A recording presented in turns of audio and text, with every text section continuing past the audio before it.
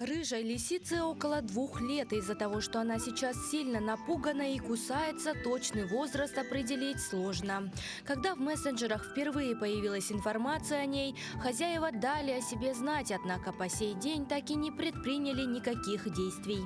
Вероятно, это обусловлено тем, что Верховный суд Российской Федерации запретил заводить представителей животного мира в качестве домашних питомцев в соответствии со статьей 26 Федерального закона о животном мире.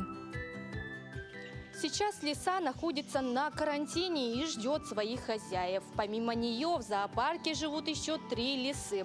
За моей спиной находятся лисы Афина и Лися. Афине около 2 лет, а Лися чуть младше нее.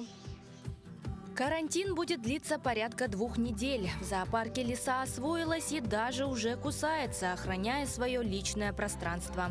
После карантина сотрудники зоопарка хотят поместить ее в один вольер вместе с Афиной и Лисей. Для выявления всех болезней должен пройти инкубационный период, чаще всего это 2 недели.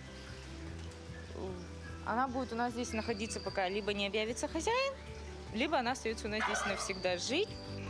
В зоопарке живут порядка 100 представителей животного мира, в том числе вороны, выпьи, коршуны. Их принесли неравнодушные горожане, которые нашли их случайно. У них были сломаны крылья, однако после продолжительного курса лечения их здоровью ничего не угрожает. Специалисты отметили, что они плохо летают, поэтому в дикую природу коршуны уже не попадут. В природу они уже не попадут в силу того, что они там не выживут из-за состояния физического, то есть они не смогут. Маленькому у нас примерно где-то полгодика и взрослому где-то 2 года. То есть взрослого зовут Саурон, а второму имени мы пока что не придумали, мы думаем над этим. Зоополис принимает и выхаживает питомцев, попавших в беду, и нередко становится для них домом.